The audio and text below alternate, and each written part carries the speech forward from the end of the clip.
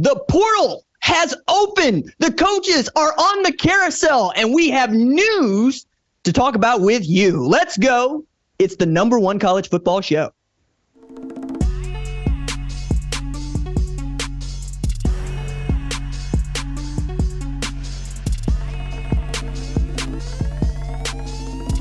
What's up, kinfolk? Welcome to the number one college football show. I am your host, RJ Young. Thank you for watching on the Fox Sports app, YouTube, or listening wherever you get your podcasts. Today on the show, we got to take a look at the portal. Which quarterbacks have gone in, which quarterbacks are likely to come out, and where, and which one of these dudes should you be looking to if you are in the market for a quarterback. I also want to talk a little bit about Ohio State, which I think is in a transitional period that will probably come to define the Ryan Day era if it hasn't already been defined yet. Talk about Colorado as well. I got to talk with Coach Prime just earlier on Tuesday afternoon. I'll learn some stuff. I'll share that with you. Talk a little bit about Oklahoma elevating Seth Luttrell and Joe John Finley to coordinator positions, and then D'Anton Lynn and what his impact might be at USC. So again, packed show. Really excited about this show, but let's get started right away. With the portal opening officially on Monday, December 4th, but that did not stop people from saying, I'm going into the portal. And it certainly did not stop media from going, this person is likely to go into the portal. And now, as we have had portal entrants, it is time to take a look at which quarterbacks have decided to throw their names in their grad transfer or not, and where you should probably slot them. So I really have come up with two tiers here because I didn't think that it was doing justice to do a top five list about the top five available quarterbacks in the transfer portal because, quite frankly, there are more than five. And I don't think about them in exactly the same way. And we've learned this because there has become a difference in the kind of quarterback you go get in the transfer portal. A lot of that has to come to what do you already have that you know is going to be there come August? And what are your aspirations as a football program if you are being realistic about your aspirations? So let's start with the first tier that I want to talk about, which is called experienced winners. I want winners. That's Mike Singletary for those of y'all that just weren't around the Mike Singletary era at San Francisco. But I really love that quote because we play the games to win play the sport to win the games. Yeah, that's Herm Edwards. I keep going. But the point here is that these dudes have shown us that they know exactly how to go win football games, even if they don't necessarily have the stats or even the skill set to say to us, we think this dude could be potentially great. Now, if you are a winner, you already could be potentially great. So I think that part is really baked into the experienced winners. But let's get to basically the first name on the list that I have here. This is Riley Leonard, who has gone into the portal after what started out as a really outstanding year for Duke, who got to be ranked inside the top 25 for the first time in 30 damn years. Coming off of a 9-win season last year. Mike Elko has since taken his job and made it the Texas A&M job. We got to see Duke was off on the good foot bright and early with their upset of Clemson, basically because Riley Leonard and the defense willed it to be so. In that game, Leonard damn near rushed for 100 yards, had 98, had 175 yards passing through the air. Now, that's the thing. He's not going to be the kind of guy that has lit up a stat sheet when it comes to throwing the ball around. Maybe that can change. I don't necessarily think that it does. However, I look at Riley Leonard, I'm going, dog, I wish you'd have been along when we were absolutely in that space of Urban Meyer and, well, that spread option, right? Like it was a lot of fun to watch that triple option that they have going on there. Because you had a dude like Riley Leonard, JT Barrett, right, who could run it, Cardale Jones, who could run it. I don't know that offense is in vogue right now, but that would be where I want to put him. But it also makes sense that there are programs that have already looked at him and said, that guy knows how to win football games. We can be good with him if we give him good pieces, because that's also the thing about Duke is who else on that offense do you think was, well, an experienced winner? It really came down to what he was able to provide to them. And we know this because, yeah, he beat Clemson.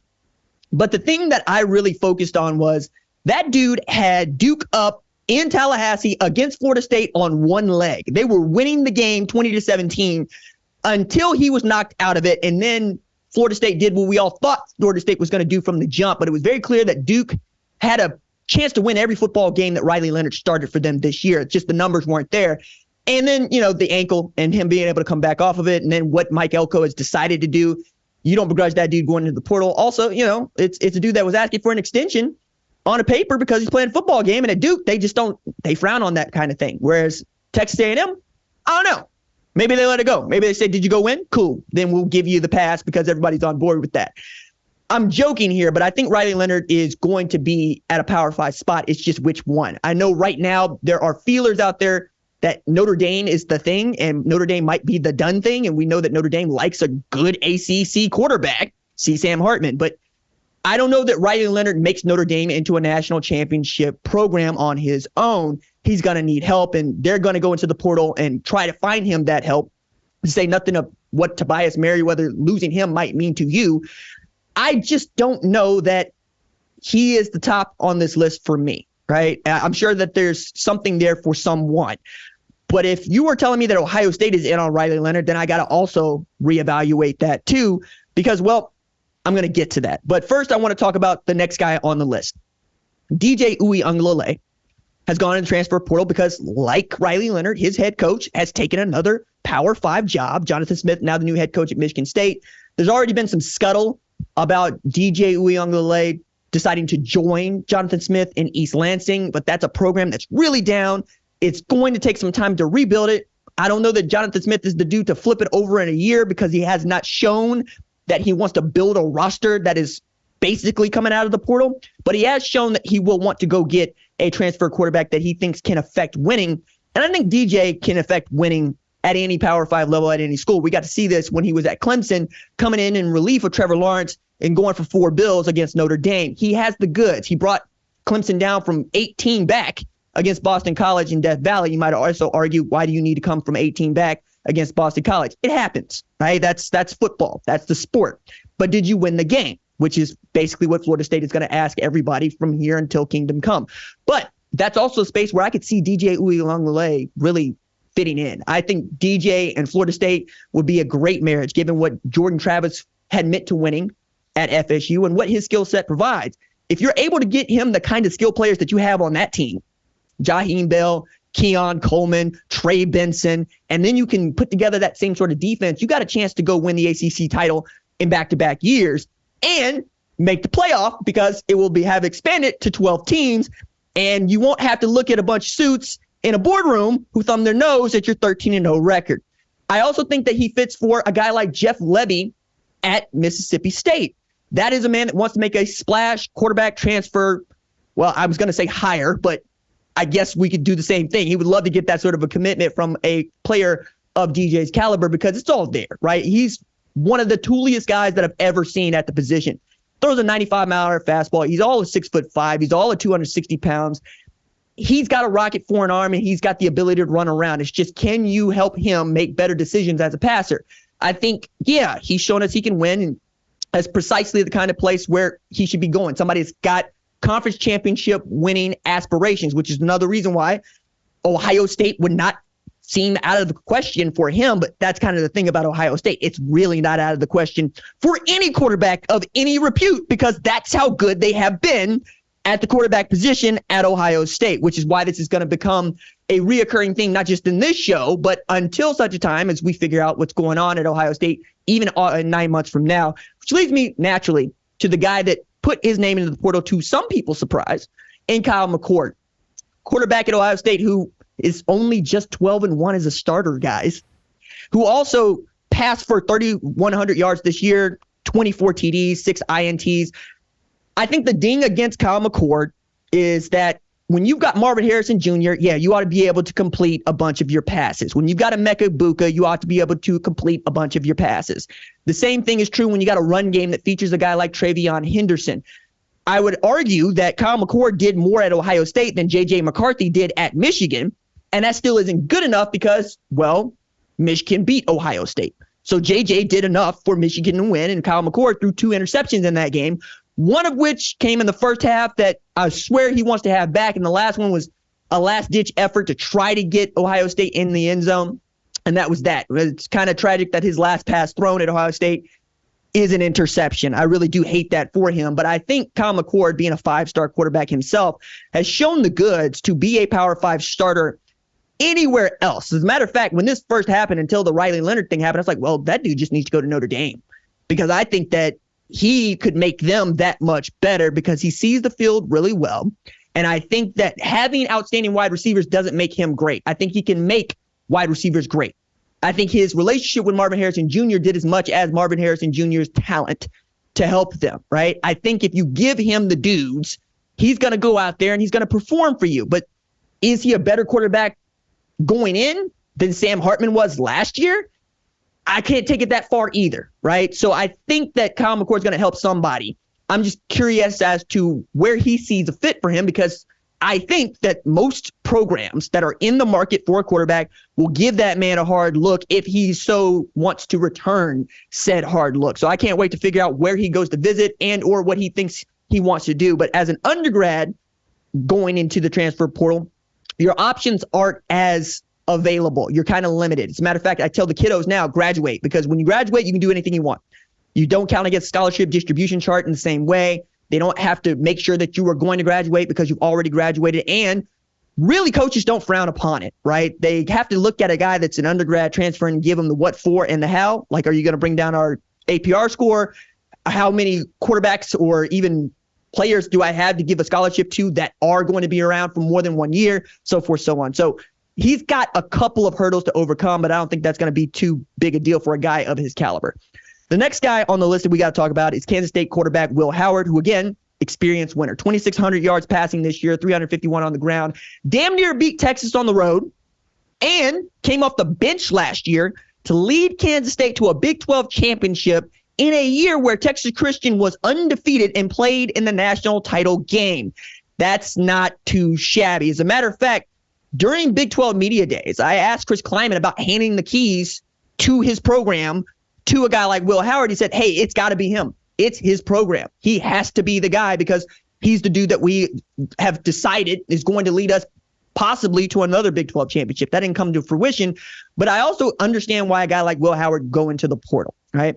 You see Avery Johnson come off the bench to run plays that used to be run for you, and perhaps you go, okay, well, maybe I need to go where they don't have my ready-made apparent right here running plays while I stand on the sideline perfectly healthy.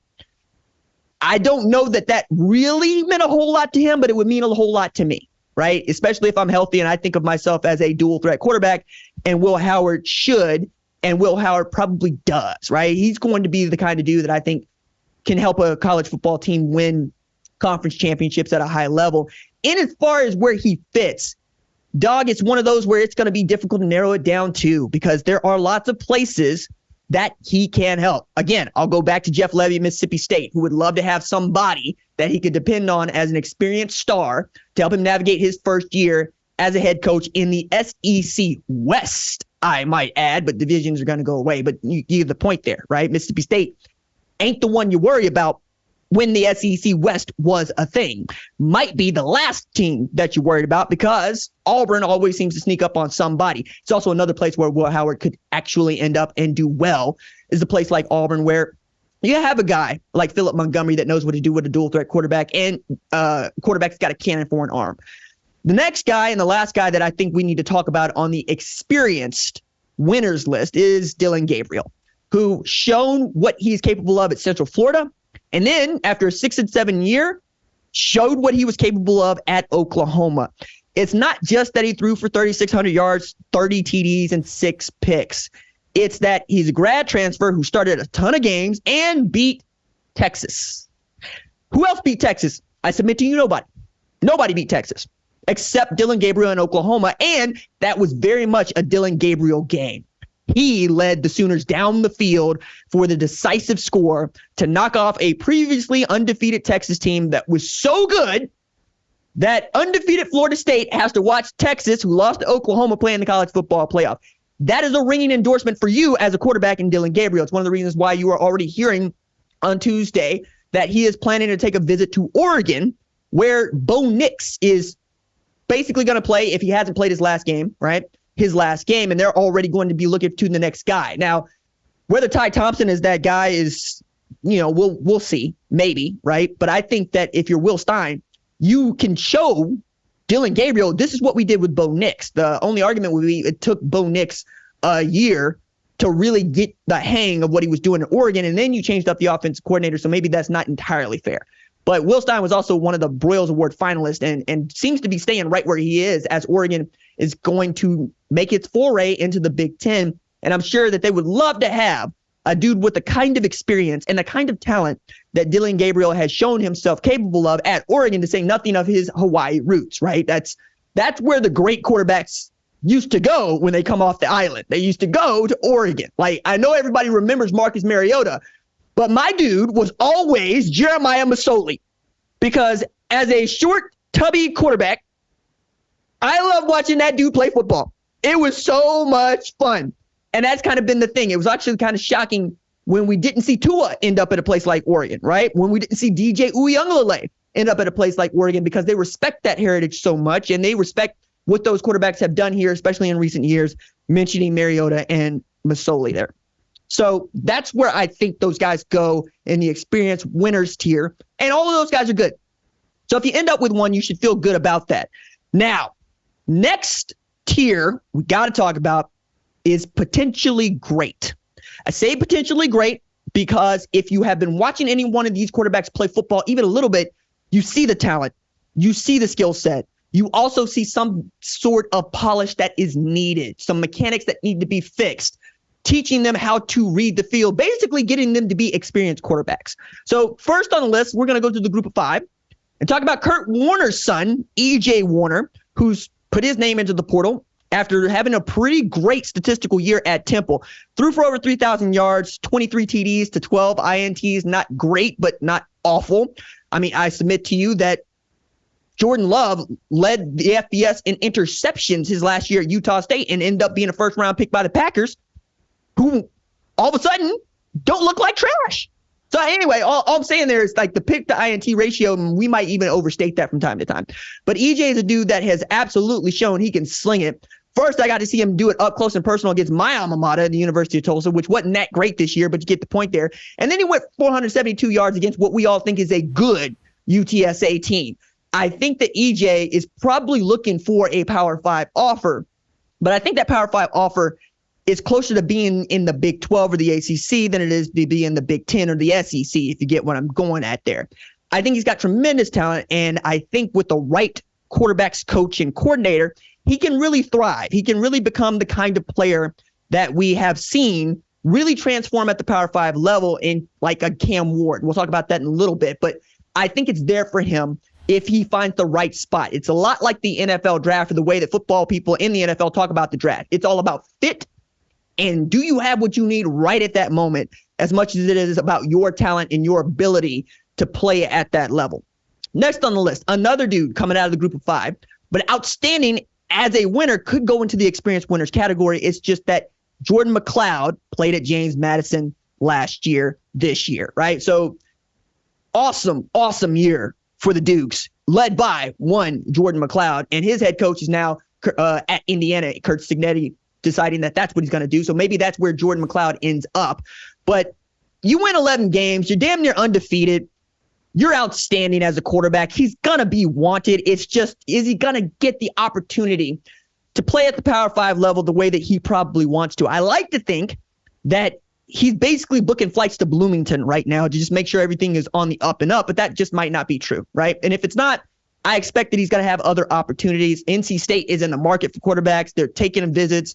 Louisville's in the market for a quarterback. They're taking visits. Like, there are places where Jordan McLoud can absolutely help some, what we might think of as quote unquote lower Power 5, right? But Louisville, all they did was make the ACC title game, so I ain't exactly lower Power 5, but you get my point there. If Virginia Tech or Syracuse decided they wanted to go that way, it would not shock me. Okay, the guy that I actually want to talk about the most on this list, but is not necessarily the highest rated on this list, is Georgia quarterback Brock Vandergriff.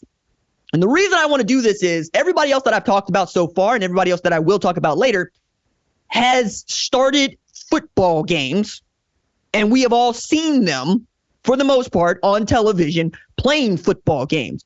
Brock Vandergriff is still one of the most likely dudes to be great that has not played a real snap of football in his career. And that's kind of remarkable as a five-star quarterback in this day and age, where you feel like you got to play that guy early so that he can get an opportunity and so that everybody else sees his film.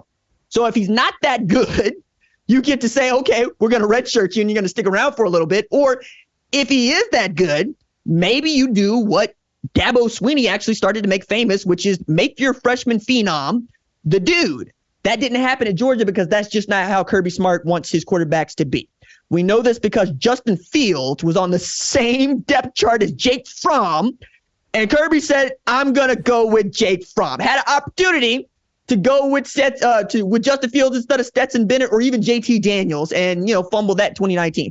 Anyway, point here being Brock Vandergriff, a dude from Georgia who played his football down the street at Prince Avenue Christian, was Mr. Football in Georgia, who threw for 4,000 yards and rushed 500 yards and had 70-plus TDs in his senior year, has sat and waited his turn 2021, 2022, and now 2023. And since Carson Beck seems like the dude and seems like he's probably going to come back, or at least that's the signal that you would get from a Brock Vandergriff entering the portal, you got to understand why that dude is like, okay, cool. I have got out of here. I'm going to graduate. I'm probably going to be able to go anywhere I want to go and play. But it's also a player that I got to know very early in his recruiting process because he showed up to an Oklahoma recruiting camp. I want to say this is June 2019 because it's certainly not June 2020. And he was throwing passes to Raleek Brown, if you can remember that dude at SC, when Lincoln Riley was still the head coach at Oklahoma. And those dudes put on a clinic. Like, it was outstanding to watch them. You had a quarterback that could sling it, and then you had a Raleek Brown that could do anything that he wanted in the sliding out of the backfield, and it felt like that was going to be really a tandem to watch in the future at OU. Of course, that all blew up for one reason or another, but not the least of which is Caleb Williams comes along. And you see that in your Brock Vandergriff, and you're in the 2021 class. Hey, you know what? Fine. You like that dude better than me? I'll just go win back-to-back national championships in Georgia as the backup quarterback, but he'd probably be the first person to tell you he didn't win any of those championships, and he would love to lead a team to a championship. In many ways, it's kind of like Jake Browning with the Cincinnati Bengals. You just want to give him a chance. And as soon as he gets a chance, it's probably going to be all right. It's probably going to be pretty good. I'll add in here, Greg Vandergriff, his father, is an outstanding high school football coach, defensive-minded coach who raised a quarterback, which ought to scare the hell out of every defensive coordinator who's going to have to game plan for a Brock Vandergriff, but a really down man, like loyal. They want to not do this. They would have loved this to work out at Georgia. But if you're Kentucky or a program that feels like it is, let's moving in the right direction, Missouri, right? Even an Oklahoma, though Jackson Arnold's probably going to have something to say about that. You got to entertain this. And frankly, this is how I get back to USC, right? If Brock Vandergriff is there and you don't necessarily know what you got in Malachi Nelson, or you don't trust it, or you don't know, or you do know what you got in Miller Moss and you don't trust it, maybe you tried to make that relationship work for you and sell a kid that was raised to love the SEC and Georgia on playing Big Ten football in a satellite city that is Los Angeles. Satellite meaning satellite to the Big Ten. You get my point here. But I'm curious to find out where he goes because I think this dude is a unique talent. I think that he's got all the potential to be great. So I can't wait to see where he decides to go, because wherever he decides to go, he's probably going to be the starting quarterback. He'll win the job. Next on the list that I want to talk about is UCLA's Dante Moore, who I was bullish on from the start. Like, I really like the dude's game. And I don't really read into the conversation about where he had committed or not committed until we start playing FBS football, because Jamar Chase committed to five different places before he ended up at LSU. But you could see that Dante Moore's got all the talent in the world. You just want to see his maturity. You just want to see him grow up a little bit. You want to see him make better decisions, and you want to see you want to see him react better to being benched. Frankly, I thought Dante Moore had a Jalen Milroe moment in him that we just never got to see. If that dude would have come off the bench clapping and yelling for Ethan Garbers, I think he probably gets back into that thing, and I think he probably feels better about being a Chip Kelly quarterback, especially at this time when it feels like UCLA is in its own sort of mini turmoil. But I can understand him going into the portal. The thing that I'm struggling with is, where does he go play his college football? Because I have circled Michigan. And the reason I've circled Michigan is I'm assuming everything goes the way Michigan wants it to, which is to say they beat Bama in the CFP, and they beat either Washington or Texas for the national championship. Jim Harbaugh takes the job with the Chicago Bears or whomever. And then perhaps you have a Jesse Minter or Sharon Moore maybe a Sharon Moore as your head coach. And you need a new quarterback because J.J. McCarthy decides it's time to bail, right? It's time to go to the NFL because he goes for 300 yards passing in each one of those games and wins MVP of the national championship game. That said, do I think that he would be better at quarterback for Michigan next year than Jaden Davis or Alex Origi? I think so. Yes, I do. I believe in his talent that much coming out of basically that place, Detroit, Martin Luther King High School, where he was really great. But I love his release. I would like it more if he threw off his back foot instead of just kind of standing still and chucking it. But whatever works for you, my dude. I think that you got the goods. I just think you need to slow down just a little bit. Make sure that the next place you want to go is the place you want to stay, even if it ain't going well, so you can start to win back people that might think of you as really going after the Nick Starkel Award, which is how many times can you transfer in your FBS career? JT Daniels won it last year. Somebody's going to win it this year. Might be Dylan Gabriel as we're talking about it. But I think that somebody's going to take a chance on that dude, and I hope it's a team that's got an opportunity to play for championships. The last dude on this list we got to talk about is perhaps the most bona fide star, but potentially not an experienced winner, but potentially great, in Cam Ward, Washington State's starting quarterback. Now, he came out guns a-blazing from Incarnate Word. Outstanding player for Eric Morris. Eric Morris became the offensive coordinator at Wazoo. He asked Cam Ward to go with him. They went. He played lights out last year. Eric Morris took the job at UNT. Cam Ward stayed. Wazoo was not that great, especially in the second half of the year. It's a top 25 team to start, right? So you can ding me for not having him on the experience winners list if you would like. But I tend to think of Cam Ward as a guy that can absolutely turn a fringe national championship program into a bona fide national championship contender. This is why I think his name and Ohio State seem to go hand in hand everywhere we go. It's just when I send that text message, I never get back Cam Ward. But, I'm not the only person that is sending text messages about what Ohio State might or might not be doing at quarterback, because we're going to get into that. But I struggled to say which program that does not have an established starter coming back next year would not love to have Cam Ward. It is a dude that threw for 3,700 yards, 25 TDs, 9 INTs. There's lots of scuttle about how much it's going to cost in NIL money to get a quarterback of Cam Ward's caliber. Some are going to get probably what he gets, but he's the only dude right now that seems worth the money that you're going to spend, not just because he's got the talent, but because he's got the experience at this level that you are going to crave and need if you are, say, in Ohio State that might be a quarterback away from being great. Because as much as people want to ding Ryan Day, Kyle McCord might be the dude that was the least prolific of the guys he's coached so far as a head coach. And that might have held them back in a year in which the defense was, quite frankly, dynamic and amazing. You just would love to see a great Ryan Day offense married with a great Jim Knowles defense, because that seems like the kind of team that wins the national championship and came real close last year with a bad defense because the quarterback play and the offensive play was so good. And I could see how Cam Ward fits for that. Also adding this little nugget. Of the top 5 passers in FBS, Cam Ward is 4th. The guys in front of him are dudes like Bo Nix, Michael Penix Jr., and Carson Beck. And Carson Beck is only 2 yards in front of Cam Ward for passing yards. And remember, Carson Beck got to play in an SEC championship game, and our guy, Cam Ward, didn't get to play in an extra game. So you could see it's going to be fascinating to see where he ends up, because I think as soon as he decides what he's doing, you're going to see a lot of other dominoes start to fall, because I think he's number one on a lot of boards right now. And you want him to tell you no before you get to go tell somebody else yes. Which leads me to the next topic that I want to talk about. What's going on at Ohio State? A lot of answers to that question depending on who you ask. But I'm going to start with the landscape here. That program went 11-1. And the fan base turned up to DEFCON 3. That program was a possession away from beating Michigan on the road, and that program went to DEFCON 3.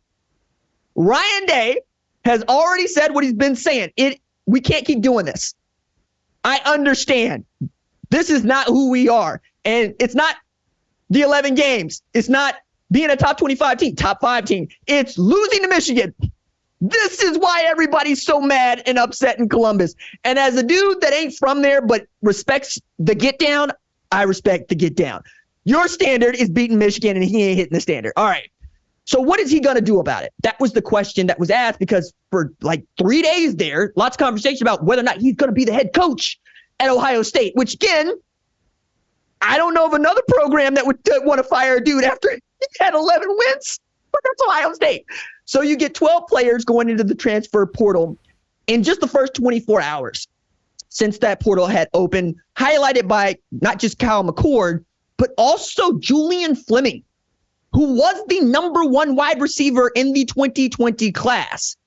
And that dude can go into the portal because you didn't use him enough, which is wild to think about. He was your 3rd best wide receiver for perhaps the last 2 years, but certainly this year. And this is a dude that was also playing with Garrett Wilson, right? With Chris Olave, with Marvin Harrison Jr., and with Jackson Smith and Jigba. I think that dude's going to be outstanding. I really wanted to see him break out in a real way. Couldn't really happen in the position that he was playing at Ohio State, as you also got a guy like Xavier Johnson working into the mix, even at a time when Marvin Harrison Jr. was becoming the offense and Emeka Egbuka was out in games. You still didn't make Julian a featured part of the offense, which could lead that dude to going into the portal. I get it. But seeing that number of players on scholarship decide that they need to go do something else leads me to also believe Ryan Day is in a cleaning house kind of period. There's some things that have to change. There's some players that they need to get in. There's players that they might need to get out. It's going to be more of this in the coming, not just weeks, but months. Remember, the transfer portal basically is a 9-month process at this point. We got days for when it's open. We got days for when it's closed, but we'll be back here talking about this in the spring. We're going to have probably at least 3 more periods where we actually do a transfer portal segment of the show between now and January, now in March, now in April, and even perhaps in May or June, depending on what's on and popping as we get closer and closer to the start of the 2024 season, which will, again, be unprecedented because 12-team playoff, and there are 18 teams in the in the Big Ten, and 16 teams in the SEC, and there is no Pac-12. Like, there's already going to be stuff we've never seen before, even as we've never seen an undefeated Power 5 champion left out of a 14 playoff that is supposed to be made up of undefeated Power 5 champions, if there are such a thing that year. I'm never going to let that go. And I'm not even a Florida State guy. I'm just not going to let it go. It's always going to bother me. It's always going to bother me. They also got a flip at defensive line, and Justin Scott deciding to go to Miami instead of sticking at Ohio State. But I'm looking at Jeremiah Smith, and I'm going, I wonder who he wants to be the quarterback, because that dude is outstanding. Like, he's going to join a wide receiver group that features also Brandon Ennis, who's outstanding, Carnell Tate, who's outstanding, Mega Buka. They got dudes. Like, they are going to be out there with the TIE fighters taking on the Empire if they're given the opportunity with a great quarterback. And that's what it's going to be about. I am more curious about who the starting quarterback will be against Missouri than I've ever been about a starting quarterback against Missouri, because I understand y'all having the best season y'all had since 2014, but I'm an Oklahoma fan. I remember y'all wasn't no good. I remember it. You had 1 year, 08, Chase Daniel, Jeremy Maclin, cool, good for you. But I want to see if Devin Brown is the starting quarterback or Lincoln Kienholz is starting quarterback, because I think that's going to tell us a lot about the next guy to go into the transfer portal. It would not surprise me to see one or both, honestly, because I think that Kyle McCord going into the portal basically telegraphs they're going to go get somebody. But here's Ryan Day's quote on Sunday in reference to this thing. Right now, we're not actively out there searching for anything other than we'll see what the next month brings in all positions. I mean, you recruiting, dog. Like, we always recruiting. Everybody's always recruiting. Everybody's always open at all positions, just like every position is always being challenged. There are no starters until we start playing football games. And even after the game ends, you got to compete for your spot again, yada, yada, yada. Coach speak. Devin Brown didn't leave Canyon Corner to go to Ohio State to not be the starter. And he would love nothing more than to run around with number 33 on his back, which is still wild. Throwing passes. I don't care if it was Sammy Ball's number. It's still wild for a quarterback to be wearing 33 in the pocket. You gonna have me thinking that dude's a tailback, and maybe not for the best, right? So Devin Brown, what does he provide? He provides a level of mobility that neither C.J. Stroud nor Kyle McCord had, but C.J. Stroud could do without and be great, Kyle McCord needed to have it. Maybe it's the offensive line. Maybe it's his first year as the starter as opposed to CJ's first year in 2021 when people were claiming that he needed to be benched for Kyle McCord, if you'll remember, because fan bases are never happy and the dude that's sitting on the back is always the better option. I'm curious to see if they actually put into play some of those runs that we saw Devin Brown with at the beginning of the year, but also damn near got him hurt, right? And we've already seen that dude was hurt a little bit in the preseason. We're going to ask about his injury. We're going to ask about injury prevention. People are going to pull Mickey Mariotti's chain, even if it doesn't need to be pulled that way. But if he plays lights out against Missouri, that's probably going to be your guy going into 2024 because that's going to be a really great proving ground for him. Now, if it is not, Lincoln Kienholz might be a really good dude to have there because he's got a year in your system. He arrived late coming out of South Dakota. I think he's just the second ever player that Ohio State has signed to a scholarship to play football out of the state of South Dakota, where he was outstanding. They play 11A football in South Dakota, by the way. I mean, talk about overkill. Like they only play 11A football in Texas. 6A is as high as it goes, and even that might be too many, right? We play 6A football in Oklahoma, 5A football. That's where we could start. Anyway, you talk about Lincoln Kienholz. We talk about a dude that played all the sports, showed up in camp in June, right?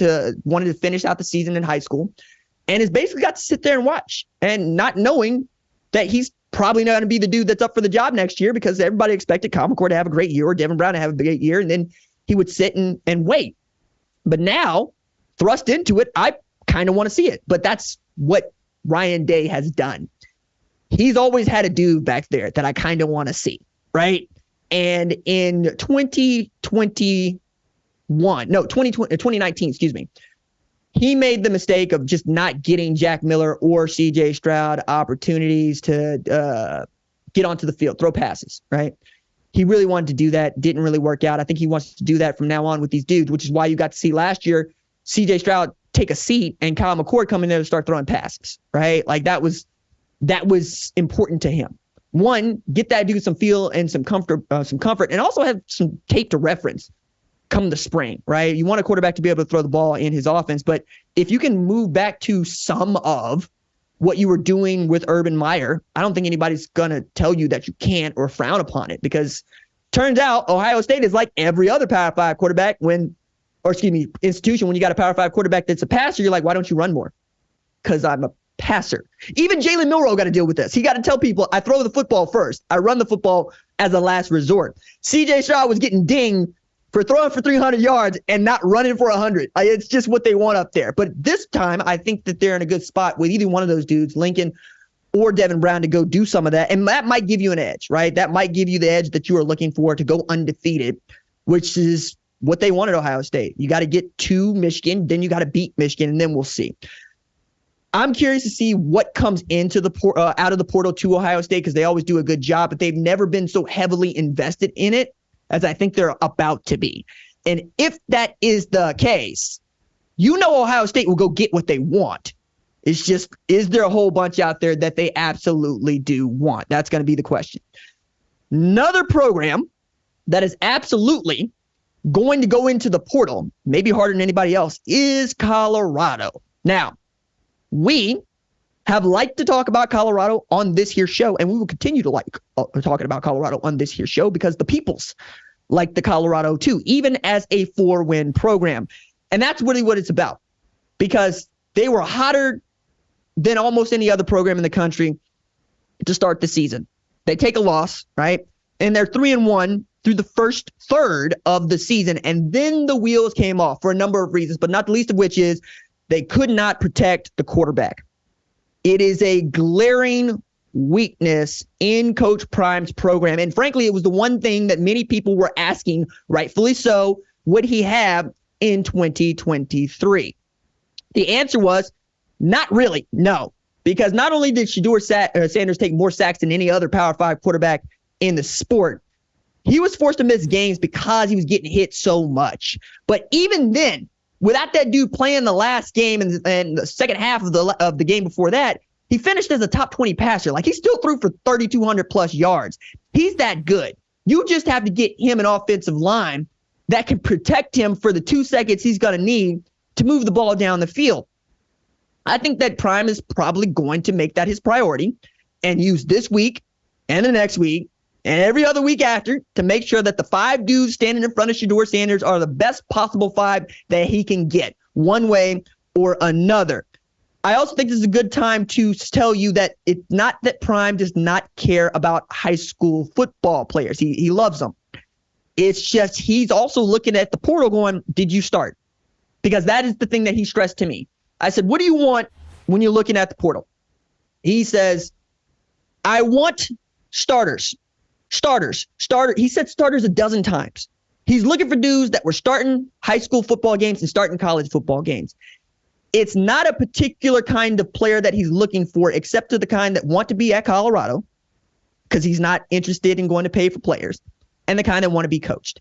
I also learned from him just what he had learned about himself in this season, because I don't think he's ever had a season like the one that he's had, where he has lost twice as many games as he has won, because his entire pedigree, his being, is not just made of being good. It's made of being great. It's elite. It's unprecedented. Playing in the World Series, playing in the Super Bowl, winning back-to-back, changing the balance of power in the NFL because you play cornerback. All right? Goes into TV, does a great job with that, goes to Jackson State, goes 4-3, and then starts reeling them off. Okay? Argument is still the same. This is a different level of football, and you're competing against a lot of different people. It is a crowded field in our sport. A lot of people think they can talk college football. Not a lot of people can. A lot of people think they can coach college football. A lot of people can't. He has learned to be patient. That was his big takeaway for himself this year, is he's asking his players to do a bunch in a hurry. And he doesn't expect them to be like him, which I thought was important, because I asked him this. I said, do you think that you have a hard time coaching players not named Shedeur Sanders or Travis Hunter? Because quite frankly, everybody ain't on your level of talent as an athlete. So you can't walk up to them and talk to them the way you might have talked to a younger you. He says, no, I don't do that, and I've never done that, and that will never be what I do.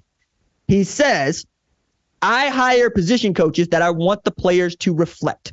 So whenever they want to know what it is I expect from them, I ask them to describe their position coach to me. Tough, hard-nosed, organized. That's what I want out of you DBs, right? Offensive line, fiery. Nobody gets behind me. I keep everybody in front of me. I sit on them. That's what he wants, right? He's really interested in making sure that he gets the right 10 on the field assistants at Colorado so that the players have no ifs, ands, or buts about what he expects from them from from an effort standpoint, not a talent standpoint. The talent will be there. They just have to coach it. His thing is getting to know every one of his players so that he knows which buttons to push and how quickly to push them. Nothing about him motivating the players or motivating his coaching staff gives him pause. He loves this attention. He's very good with it. I mean, I don't know of any other head coach that ended up on Good Morning America after going 4-8 in his first year, because he's that magnetic. But I thought it was interesting that his big takeaway was being patient, even as a 54-year-old man who's got the kids that he's got that are grown. He's still having to learn. There are only so many times you could push somebody. A little bit more in there about the coordinators and the position coaches. You've seen a couple of folks go out. He's wished them well. He had nothing ill to say about them. Also asked that people not really look at Pat Shurmur's NFL career when talking about what he may or may not be as a coordinator. He's not set on Pat Shurmur being the coordinator, but you saw what he was able to do the last couple of games. I'd like to say that he's the clear leader in the clubhouse. We'll see what he does at offensive line, but he was really happy about it. Like, he didn't really want to get in front of the process, but the guy that he most happily interviewed looks like the dude that he's going to try to hire.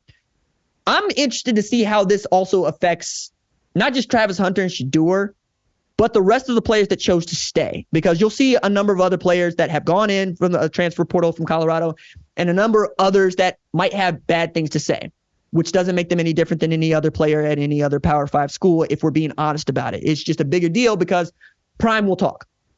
Prime will tell you what he thinks, and if you ask him straight up, he will give you a straight up answer, and if he doesn't like your question, he will pull your chain on it. He will ask you, what the hell are you talking about? And I like that, right? Because I like to be the guy asking questions.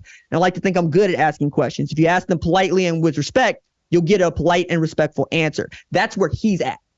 Now, the last thing I asked him about that I thought was really interesting is like, hey, Doc, everybody else around the program seems to be very, very uncomfortable with the revolving door that seems to be your program from the outside. Coach is going, coach is leaving, right? Coach is coming, coach is leaving. Players coming, players leaving. Feels like you got 57 mercenaries out of the portal and not 57 Colorado Buffaloes, to which he said that's because they're not in control. We all in this sport, and particularly in college football, but really at all of our jobs, we want to be in control. We want to know what is happening, and we want to know why it is happening. And Prime is not interested in telling anybody what he doesn't want them to know. He's even said this part out loud. Look, this is my house, and I have tinted the windows. You will see what I let you see. When I open the window, please take a look. But until I open the window, you're just not going to know. So you're going to speculate, and you're going to commentate. And frankly, he was telling me, hey, RJ, you just keep it real. If I did something wrong, I'm okay with that. Keep it real with me. Keep it real with the folks that watch your show, and we will continue to do what it do, as long as you're being honest and faithful and true. And I'm with that, because that's what I ask from anybody, right? You want to talk noise, talk your noise, right? But don't say anything that's untrue. And if you have an opportunity to go check it out, just go check it out. And if they don't want to tell you, say they don't want to tell you. That's the same. That said, they have the number 65 ranked 2024 recruiting class, which means that if it ended today, they would have a recruiting class that is the lowest ranked for Colorado since 2016, when they had the 69th best recruiting class. That was kind of a shocking detail to me, because Colorado ain't been nobody basically since they joined the Pac-12. That one year, 2016, they won 10 games, right? Mike McIntyre wins Coach of the Year. But outside of that, we haven't been thinking about Colorado as a place where people just want to show up and start playing football until Prime. Now, there are folks that are going to get very upset about seeing just 2 top 100 players out of high school in that class and 1 top 10 player out of JUCO in that class, to which I say, remember, his formula doesn't really require that many high school football players. He wants 20% high school football. He wants 40% transfers, and he wants 40% grad transfers. He's also really looking at some HBCU players, try to get them in the door, because he was really the dude that showed folks that modern HBCU football players in mass can go play Power 5 football, because he gave opportunities. And he gave opportunities because national television wanted to follow him around. So he's going to go look, and if there's something to go get there, he'll go get it. But I'll put it this way. Forget Shedeur. Forget Travis. The dude that really turned me on to, okay, Prime is going to go get a player and turn him into somebody else wants, is Dalen Baldwin, who was a wide receiver at Jackson State, who ended up transferring to Michigan and played on a college football playoff team and won a Big Ten championship as a starter at wide receiver for them. So I'm not really that interested in the conversation around high school recruiting at Colorado, but right now at least, right? He even is going as far as to go, okay, 2025 kid wants to decommit, that's fine. I honestly wish that they didn't commit as early as they do. It's also a man that would like to see, once you commit, you don't get to take any more visits, because if that's what you want to do, you shouldn't be doing it anymore, right? I'm with that. But it is supreme confidence to watch a dude like Antoine Hill just decide, nah, I don't want to do this no more, and be fine with it, because that's basically been his get down. He will go get dudes that can help him win. And as he looks at the portal, he sees Christmas. He sees a bunch of dudes that can go in, that he can go get, that want to come help him. As a matter of fact, the quote is, trust me, there's not a day that goes by that kids aren't blowing up our recruiting staff. They're calling and we're responding. And he is doing just that as he gets ready to launch the second season of his TV show, Coach Prime, where he gets to tell everybody how much he likes Robin Roberts, among other things. Like, I just don't know if any other head coach has got that kind of sway. I don't see Kirby Smart on Good Morning America. That's all I'm saying here, right? And until that's no longer true for Prime, perhaps we should all just kind of wait and see. I'm interested in waiting and seeing. Am I going to be as bullish as I was last year? We'll see. We'll see. Right? But the Big 12 is not the Pac-12, and the Pac-12 certainly is not the Big 12. I also think one last point on this is Prime plus Shedeur plus Travis means that you can get anybody to take your phone call, coaches or recruits, because that dude's a star. He raised a star at quarterback, and he recruited a star at wide receiver and cornerback. And those dudes get all the spotlight when they are playing well. And don't you want to be in the spotlight if you play college football? All right, let's get to a couple of updates in the coaching carousel before we wrap the show. The first one, and the big one for me, is Lincoln Riley making a defensive coordinator hire. he decided to go get former UCLA defensive coordinator Danton Lynn, who was in his first year as a coordinator at UCLA, and put together an outstanding defensive performance for them. Like, that was a dude that if UCLA was better, he's a Broyles Award finalist because they were so good. Now, on the one hand, it's not the splash hire that I'm sure that SC fans, and frankly me, not an SC fan, a neutral, wanted to go see Lincoln Riley make. Because we're looking at a coordinator who had the 90th best scoring defense and was 72nd in yards per play allowed. However, he was third in rush yards allowed, fourth in sacks, and fourth in tackles for loss. And in there, you get to see what Lincoln Riley likes. We used to put this on Alex Grinch's shoulders that the defense can't stop nobody because it was selling out to get into the backfield. They wanted sacks, they wanted tackles for loss, they wanted turnovers. Turns out, that's what Lincoln Riley wants too. So what I'm telling you is, the offense ain't going to change. The defense might get to be a little bit better, and the reason that I think that it might is because Danton Lynn's front was particularly good. So when you got guys like Jamil Muhammad and you got guys like Bear Alexander, yeah, okay, maybe you could put together a front that can scare people. But what I can say about this Danton Lynn hire, it ain't Clancy Pendergrass. You get what I'm saying here, right? It ain't Jim Leonard. It ain't Tony White, right? But it ain't also going to get you beat like Ted Roof's first year at Oklahoma. I think it's going to be fine. I think that some of us thought that Jim Leonard was the home run hire, if you could make that work, or even Jimmy Lake. I mentioned Tony White at Nebraska. I think this is great. I think this is fine. One, you hired a dude that's younger than you, and Lincoln Riley just turned 40 in September to be your defense coordinator, so he's going to be as energetic as you are, and he's going to be as hungry as you were at Oklahoma to succeed, and you're banking on that, right? I believe in betting on people that resemble you from a character standpoint, right? I'm getting into the diversity part of this, but the point is, I'm wanting somebody that's young and hungry, I'm just hunting for myself. I'm hunting for somebody that's just like me that wants to do this job. And I think that's what he's got in Danton Lynn. And then you could talk about really his pedigree, because his daddy is Anthony Lynn. We know what kind of a coach that man is. I'm curious to find out what this looks like in recruiting, both in the portal and high school, and frankly, what the defense can look like in the Big Ten. But will it look remarkably better than the one that Alex Grinch coordinated? That's the question. Because the thought has always been, if you give Lincoln Riley even a so-so defense, he will go win you a national championship because the quarterback play and the offensive skill players are going to be that good. To which I submit to you, Ryan Day just tried to run that particular play. And he came up against a Michigan team that stopped him cold. The difference is defense. If you can turn people over, and that's what Michigan did against Ohio State and what Ohio State couldn't do against Michigan, that's going to win you football games. So maybe he's on to something. And just trying to go get guys that are going to punch the ball out and run a scheme that's going to get into the quarterback's face, because I also tend to think that coordinators that become head coaches tend to go hire a guy that scares them. So Bob Stoops went to go hire Mike Leach because that offense scared the hell out of him as the defensive coordinator at Florida, right? I think the same thing is true of Lincoln Riley, who's going to go hire the guy who coordinates a defense that scares him. And what scares him? A guy getting home to his quarterback.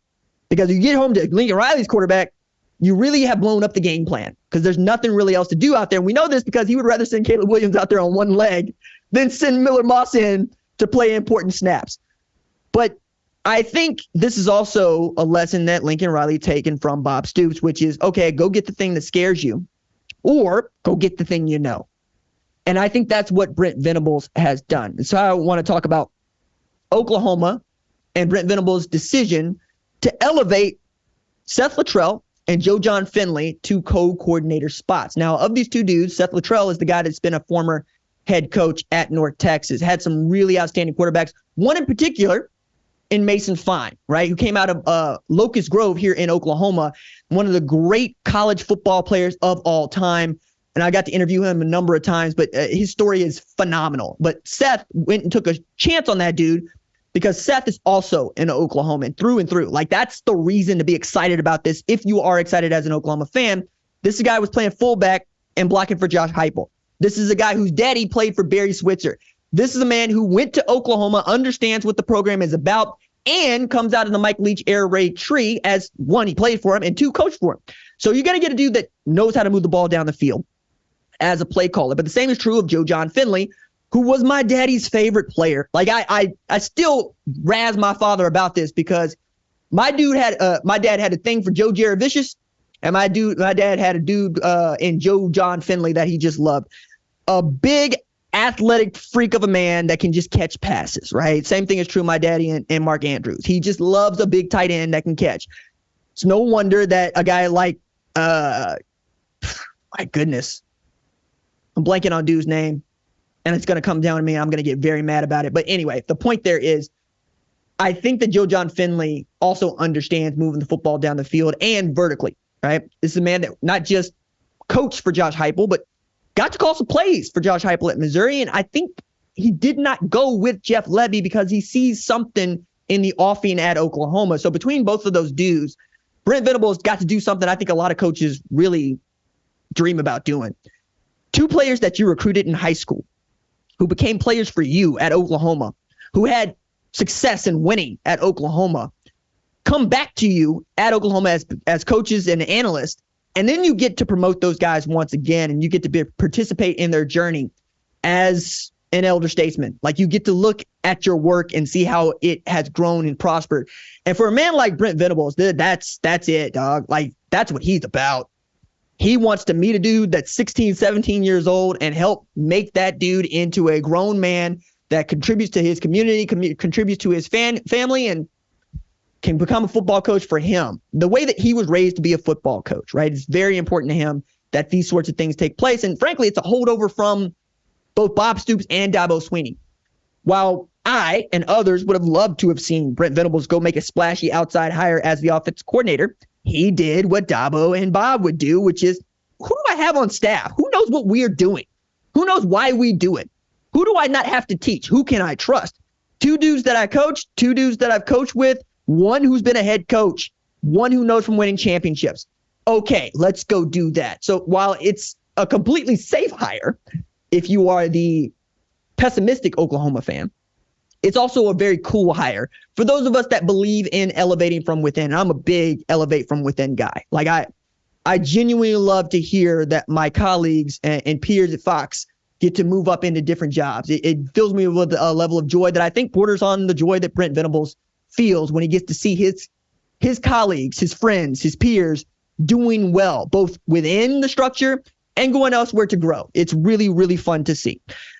That said, the guy that was able to keep Jackson Arnold on campus, that's the guy that I want to be calling plays, because that was the thing. As soon as Jeff Lebby went to Mississippi State, it was like, hey, 5-star, what you doing? I play for Oklahoma. Thank you. Like, that's the thing. Got to go into the SEC. You want to go into the SEC with your best guns, and if Dylan Gabriel's not going to come back and end up at Oregon or elsewhere, you got to know that Jackson Arnold's going to be your guy. So I'm with that. I'm excited for both Danton Lynn and the coordinators at Oklahoma and Seth Luttrell and Joe John Finley. Really excited to start talking about college football again almost immediately. This is going to be the show that we do for the week, but we will be back next week with shows on Tuesday and Thursday. Going to have a little fun in one of them, and we're going to start getting you set for the college football playoff, because this show is about the college football playoff, even if college football playoff selection committee ain't about the college football playoff because they left Florida State out of it. Never going to let it go.